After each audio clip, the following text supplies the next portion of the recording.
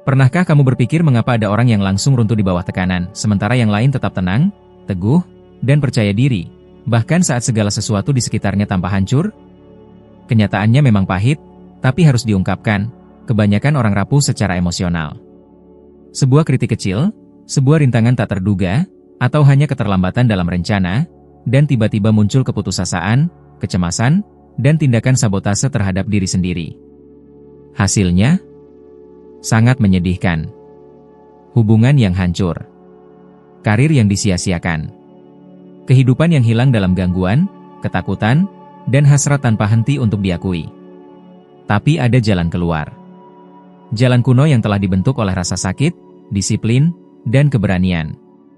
Sebuah jalan yang pernah ditempuh oleh para kaisar, jenderal, atlet, pemimpin, hingga orang-orang biasa yang memilih untuk tidak hidup sebagai korban. Jalan itu memiliki nama, Stoicisme. Dan jika kamu menonton video ini hingga akhir dan menerapkan apa yang akan aku tunjukkan, kamu akan menemukan apa yang aku sebut sebagai rahasia mereka yang tak tergoyahkan, kunci untuk menjadi kuat bahkan di tengah badai terburuk. Dan ini akan mempersiapkanmu untuk memimpin dalam kondisi apapun. Namaku Adriano, dan lebih dari 10 tahun lalu aku menyelami filsafat Stoa. Bukan sebagai seseorang yang hanya membaca karena penasaran, tapi aku merangkul Stoicisme sebagai alat untuk bertahan hidup. Dan sekarang aku di sini untuk menunjukkan bagaimana ini juga bisa mengubah hidupmu. Pernahkah kamu menyadari bahwa terkadang satu kata yang menyakitkan saja bisa menghancurkan seluruh harimu? Sebuah insiden di jalan raya, kritik yang terdengar kasar, pesan yang dibaca tapi tidak dibalas, dan tiba-tiba pikiranmu berputar tanpa kendali. Kamu menciptakan skenario, percakapan imajiner, memelihara kemarahan, kekecewaan, dan kecemasan. Semua itu terjadi karena satu hal, kamu menyerahkan kendali emosimu kepada orang lain.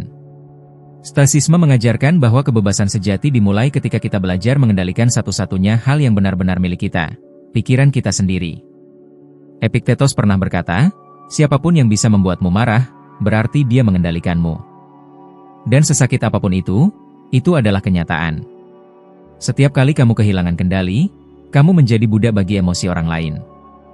Kamu menyerah. Kamu merendahkan dirimu sendiri. Mari kita jujur. Berapa kali kamu menyesal telah mengucapkan sesuatu secara spontan?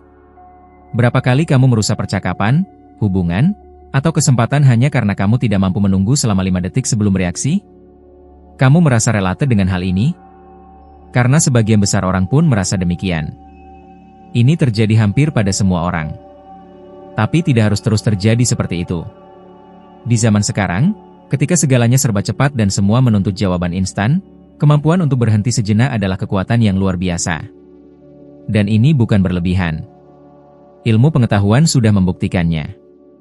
Sebuah studi yang dilakukan oleh Universitas Harvard menunjukkan bahwa hanya dengan menarik napas dalam-dalam selama beberapa detik sebelum reaksi bisa menurunkan aktivitas amigdala, bagian otak yang memicu reaksi impulsif, dan mengaktifkan korteks prefrontal, yaitu bagian yang bertanggung jawab atas pemikiran logis dan pengambilan keputusan yang matang. Ini bukan sekadar omong kosong motivasi. Ini ilmu saraf. Saat Will Smith naik ke panggung Oscar dan menampar sang komedian, dia bukan sedang bereaksi terhadap lelucon itu. Dia sedang bereaksi terhadap luka batin yang belum terselesaikan, harga diri yang terluka, dan tekanan batin yang terus tumbuh tanpa kendali. Dan karena ia tidak mampu mengendalikan pikirannya sendiri, ia kehilangan rasa hormat dari orang lain, gagal mendapatkan kesepakatan penting, dan akhirnya kehilangan kepercayaan. Hanya satu momen. Satu keputusan. Satu dorongan spontan. Dan segalanya berubah seketika. Sekarang, mari kita bawa hal ini ke dalam kehidupanmu. Bayangkan kamu sedang berada dalam sebuah rapat. Seseorang tiba-tiba menyela atau mengkritik hasil kerjamu di hadapan semua orang. Apa reaksi pertamamu? Mungkin kamu akan membela diri, memberikan alasan, atau bahkan menyerang balik.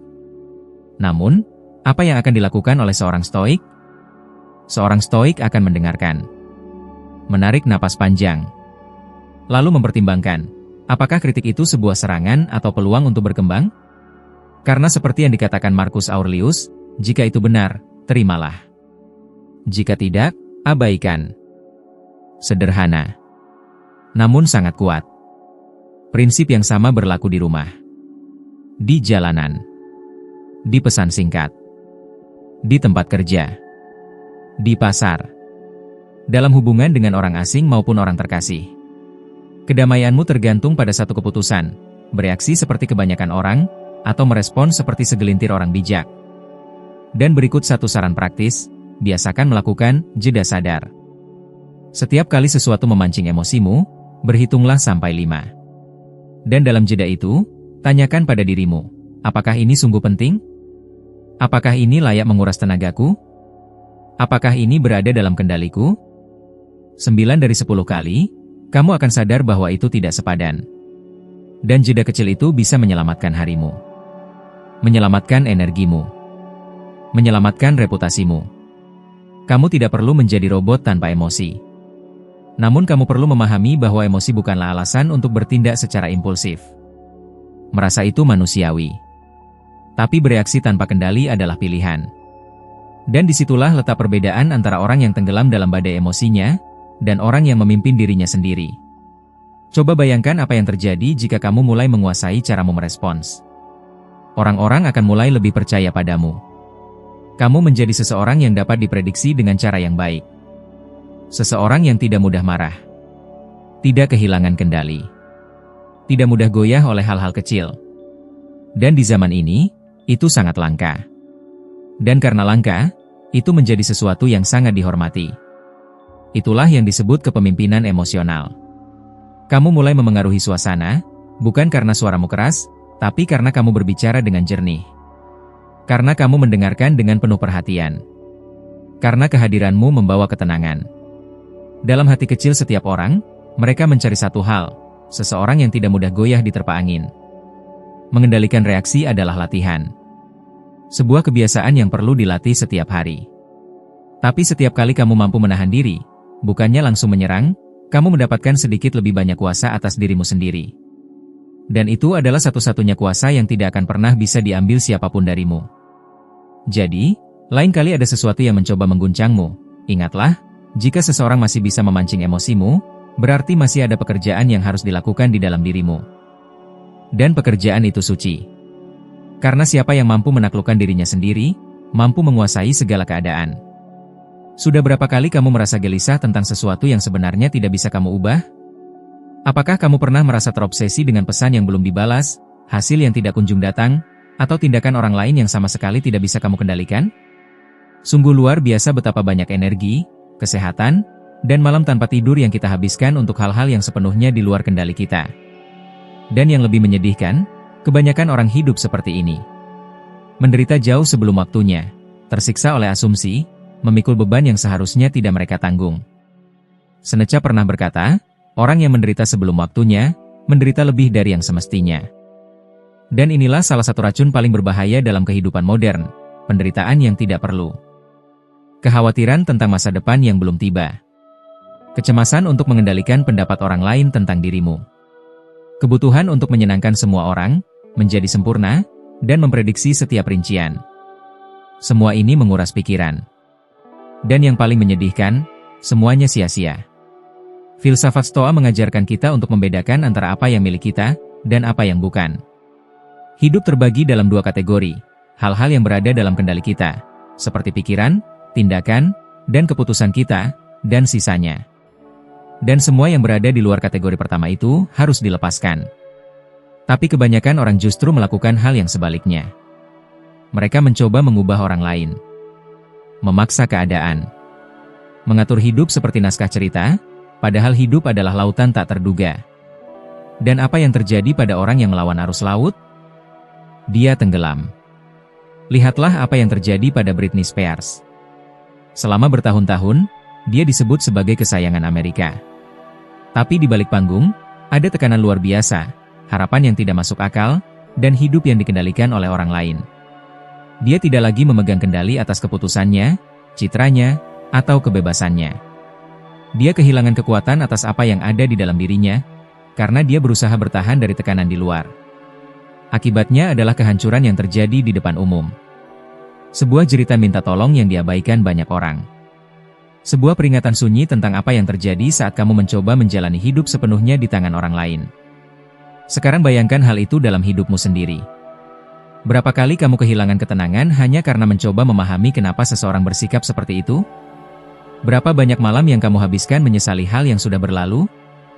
Berapa banyak energi yang kamu buang hanya untuk mencoba mengubah pendapat orang lain, padahal kamu bisa saja melanjutkan langkahmu sendiri? Kamu tidak bisa mengendalikan apa yang orang lain pikirkan. Kamu tidak bisa mengendalikan bagaimana mereka akan bereaksi. Kamu juga tidak bisa memutuskan bagaimana mereka akan memperlakukanmu. Tapi kamu sepenuhnya memiliki kendali atas apa yang akan kamu lakukan setelah itu. Bagaimana kamu akan menanggapi? Apa yang akan kamu tanam dalam pikiranmu? Dan tahukah kamu apa yang terjadi saat kamu hanya fokus pada hal-hal yang benar-benar bisa kamu kendalikan? Kamu merasa bebas. Kamu tidak lagi menjadi budak keadaan. Tidurmu menjadi lebih nyenyak. Napasmu lebih dalam. Pikiranmu lebih jernih. Keputusanmu lebih kuat. Kedamaian tidak datang dari mengendalikan dunia, tapi dari menerima apa yang tak bisa dikendalikan, dan mengambil tanggung jawab penuh atas apa yang memang milikmu. Viktor Frankl, seorang psikiater yang selamat dari peristiwa Holocaust, pernah mengatakan sesuatu yang sangat menggambarkan semangat stoik. Ia berkata, di antara rangsangan dan respons, ada ruang. Di dalam ruang itu terdapat kekuatan kita untuk memilih respons. Dan di dalam respons itu terletak kebebasan kita. Bayangkan seseorang yang kehilangan segalanya, keluarga, kebebasan, harga diri, tapi masih menemukan kekuatan dalam dirinya sendiri. Itulah inti dari filsafat Stoa. Menyadari bahwa bahkan dalam keadaan terburuk sekalipun, tidak ada yang bisa mengambil sikapmu. Dan ini berlaku sampai sekarang. Berlaku saat kamu dipecat, dan kamu tidak bisa mengendalikan keputusan perusahaan, tapi kamu bisa mengendalikan bagaimana kamu akan bereaksi. Berlaku saat sebuah hubungan berakhir, dan kamu tidak bisa memaksa seseorang untuk tetap tinggal, tapi kamu bisa memilih bagaimana kamu akan melanjutkan hidupmu. Berlaku saat hidup berubah tanpa peringatan, seperti saat pandemi, kehilangan, atau krisis, dan satu-satunya hal yang tersisa hanyalah dirimu, pikiranmu, dan pilihanmu. Berikut ini adalah teks yang telah ditulis ulang secara menyeluruh dalam bahasa Indonesia sesuai dengan semua kriteria yang telah Anda tetapkan. Coba lakukan latihan sederhana ini. Setiap kali kamu merasa kesal atau cemas, berhentilah sejenak dan tanyakan pada dirimu sendiri, apakah ini berada dalam kendaliku? Jika jawabannya ya, bertindaklah. Lakukan segala sesuatu yang berada dalam jangkauanmu. Namun jika jawabannya tidak, lepaskan. Uruslah apa yang menjadi tanggung jawabmu. Dan serahkan sisanya kepada waktu, kepada kehidupan, kepada Tuhan, kepada semesta, atau apapun yang terasa bermakna bagimu. Tapi lepaskan. Ini bukan sikap pasif. Ini adalah kecerdasan emosional. Ini adalah kebijaksanaan yang dapat diterapkan.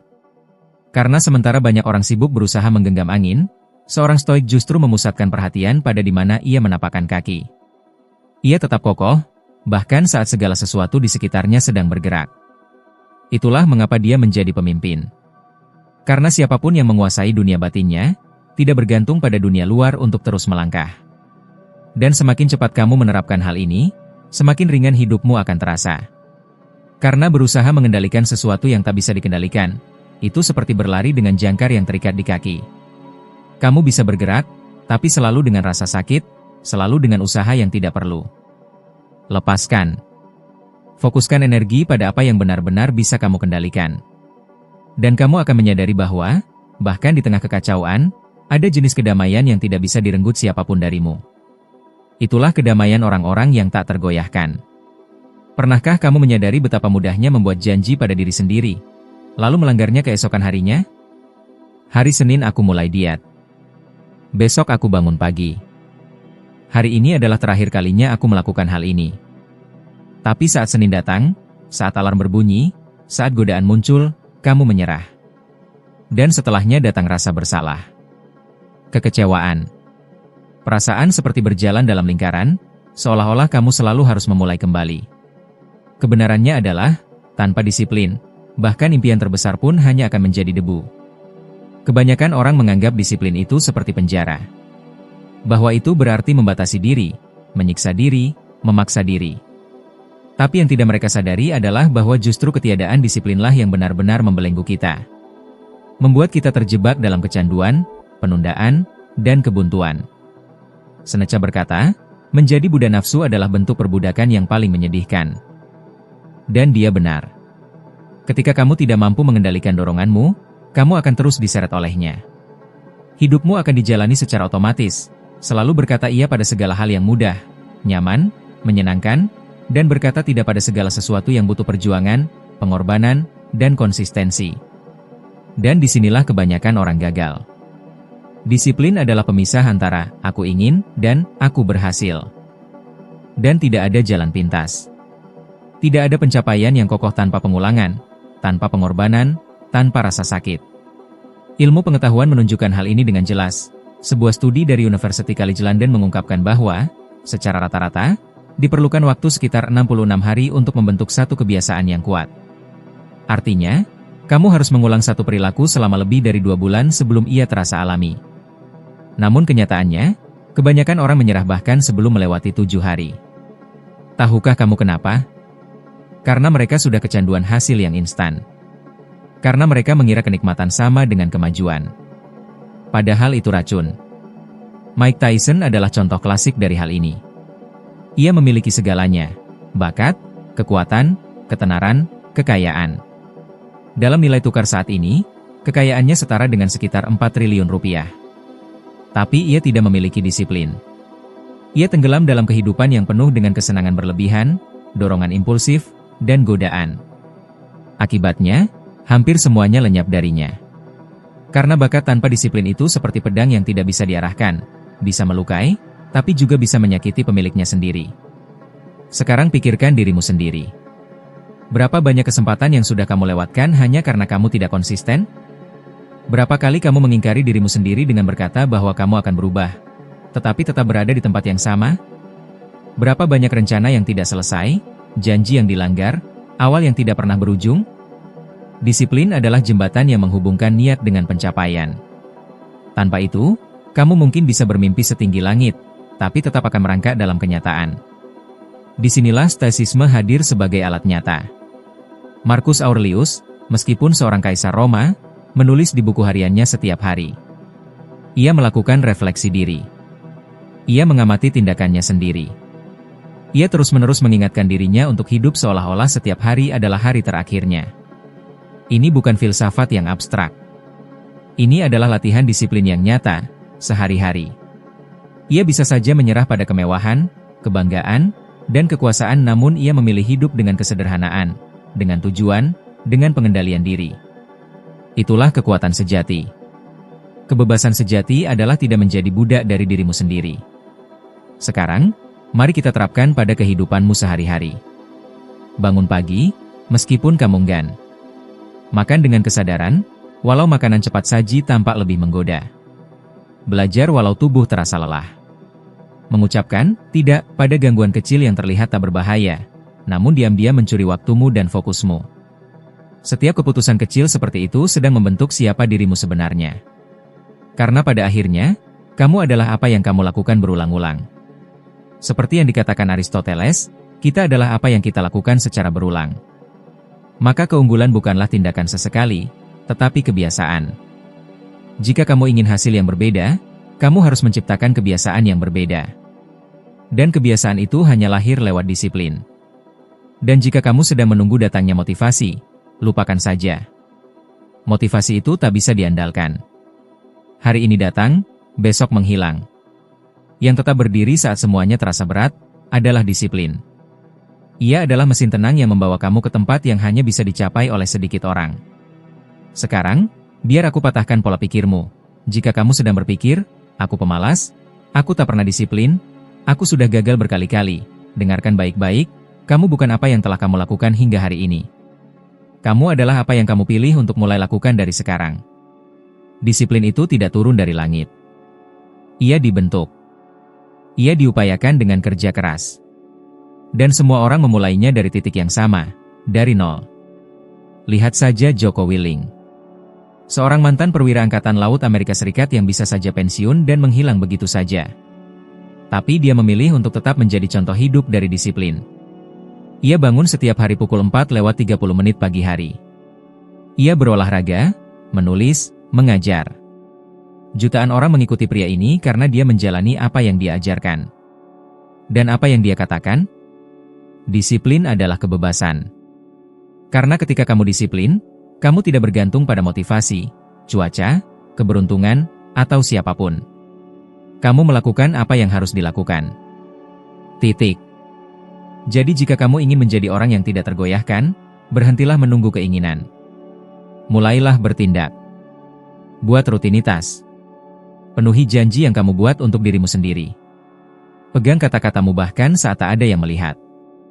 Karena kekuatanmu yang sesungguhnya bukan ada pada apa yang kamu katakan akan kamu lakukan, tapi pada apa yang kamu lakukan saat tidak seorang pun menyaksikan. Itulah karakter. Itulah stoicisme dalam tindakan nyata. Itulah yang mengubah orang biasa menjadi pemimpin dalam hidup mereka sendiri. Pernahkah kamu merasa seperti kamu terlalu banyak berbicara, tapi tidak didengarkan? Pernahkah kamu merasa perlu menjelaskan semuanya, membela diri terus-menerus, seperti seolah diam berarti lemah? Karena di zaman sekarang ini, diam sering dianggap sebagai tanda setuju. Tidak menyampaikan pendapat dianggap sebagai sikap tidak peduli. Tidak menampilkan diri di depan umum dianggap sebagai tanda bahwa kamu sedang kehilangan tempat. Tapi bagaimana jika aku katakan bahwa kekuatan sejati tidak dimiliki oleh mereka yang paling lantang bersuara, melainkan oleh mereka yang tahu kapan harus diam? Dalam pandangan filsafat Stoa, keheningan bukanlah bukti kelemahan, tapi justru tanda kendali diri yang sejati. Marcus Aurelius pernah menulis, diam adalah tembok yang mengelilingi kebijaksanaan. Dan dia benar-benar mengerti makna dari kata-kata itu. Dia adalah kaisar Roma, dikelilingi oleh penjilat, pengkhianat, musuh, dan krisis yang tak pernah berhenti. Dia bisa saja memerintah dengan teriakan, menanamkan rasa takut, menggunakan beratnya gelar kekuasaan. Tapi dia memilih untuk mengamati, merenung, berbicara sedikit.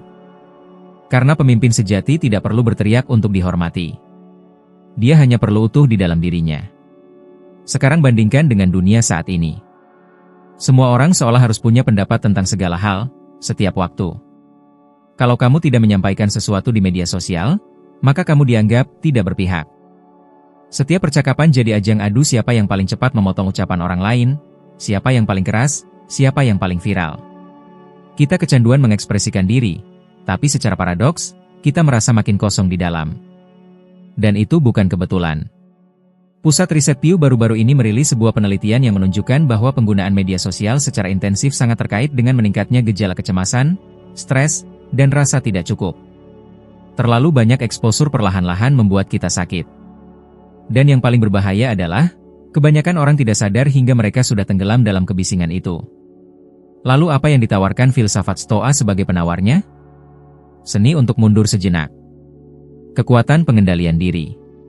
Keheningan sebagai ruang untuk menganalisis, melihat dengan jernih, dan menyusun strategi. Karena diam bukanlah kelemahan. Diam adalah persiapan. Diam adalah fokus. Diam adalah kekuatan. Ketika kamu memilih untuk tidak langsung bereaksi, ketika kamu tidak merasa perlu membela diri dari serangan kosong, ketika kamu menolak untuk ikut dalam permainan provokasi, kamu menjadi tak tergoyahkan. Karena tak ada yang lebih membuat provokator lemah dibandingkan dengan ketenangan dari seseorang yang tidak terguncang. Dan hal ini sangat bisa diterapkan dalam kehidupan sehari-hari. Bayangkan sebuah pertengkaran dalam hubungan. Godaan untuk berkata terakhir. Keinginan untuk membuktikan bahwa kamu yang benar. Tapi apa yang sering terjadi? Semakin banyak kata-kata yang keluar, semakin dalam luka yang terbuka. Semakin rumit masalahnya. Seorang stoik akan berpikir, apa yang lebih membawa damai sekarang? Bicara atau diam? Dan seringkali, justru diamlah yang menenangkan, bukan argumen. Atau dalam pekerjaan. Seseorang mengkritik kamu di depan umum. Menunggu reaksi kamu. Ingin melihat kamu marah. Tapi kamu tarik napas dalam-dalam. Menatap matanya. Dan menjawab dengan tenang, atau memilih untuk tidak menjawab. Karena kamu tahu bahwa harga dirimu tidak tergantung pada pembelaan instan. Dampaknya jauh lebih kuat dibanding 1000 kata yang membela. Karena itu menunjukkan kekuatan. Menunjukkan kedewasaan. Menunjukkan kepemimpinan emosional. Dan jika ada seseorang yang menggambarkan hal ini dengan sempurna, itu adalah Keanu Reeves. Salah satu aktor paling dihormati di Hollywood. Bukan karena dia paling banyak bicara. Bukan karena dia selalu muncul di berita utama. Tapi justru karena dia sebaliknya. Karena sikapnya yang tenang. Karena hidupnya yang bebas dari skandal. Karena keputusannya yang sadar untuk tidak ikut dalam pertikaian publik. Dia tidak perlu membela diri. Hidupnya sendiri sudah cukup berbicara untuknya. Itulah stoicisme, meskipun tanpa menyebut namanya. Saat kita menjalani hidup di dunia ini, kita sering dikelilingi oleh contoh-contoh yang justru bertolak belakang. Orang-orang yang selalu ingin tampil, yang tidak bisa membiarkan satu kritik pun lewat tanpa tanggapan, yang terus-menerus menjelaskan diri, membela diri, dan melawan balik. Dan semakin banyak mereka berbicara, semakin sedikit pula rasa hormat yang mereka terima. Karena seringkali, orang yang terlalu banyak bicara justru menunjukkan terlalu banyak kelemahan, ketidakpastian, kehilangan kendali atas diri. Coba lakukan latihan sederhana ini. Setiap kali kamu mendapat kritik, provokasi, atau komentar negatif, berhentilah sejenak selama 30 detik. Tanyakan pada dirimu sendiri, apakah jawaban ini akan menyelesaikan sesuatu? Apakah ini akan mengangkat diriku? Atau hanya akan memperpanjang pertikaian? Dalam banyak kasus, diam adalah jawaban terbaik.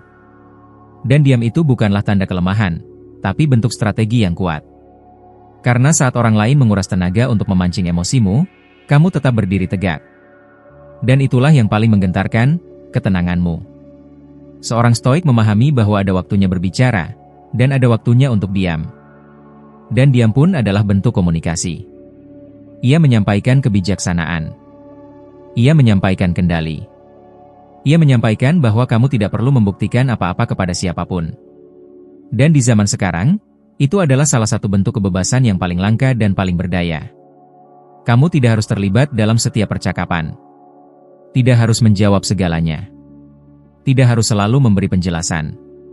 Karena semakin kamu menguasai keheningan, semakin kamu bisa mendengar hal-hal yang benar-benar penting, termasuk suara dari dalam dirimu sendiri.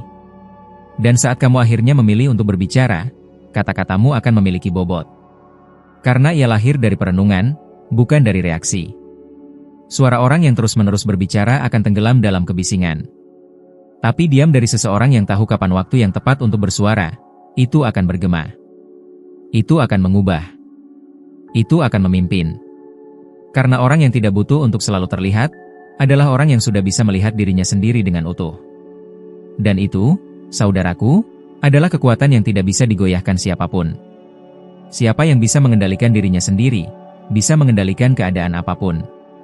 Di dunia yang hampir semua orang hidup dalam mode reaktif, mengeluh, marah, meledak, atau merasa sebagai korban, kemampuan untuk menjaga kendali batin adalah apa yang membedakan mereka yang sekadar bertahan hidup, dari mereka yang benar-benar menjadi pemimpin dalam hidupnya sendiri.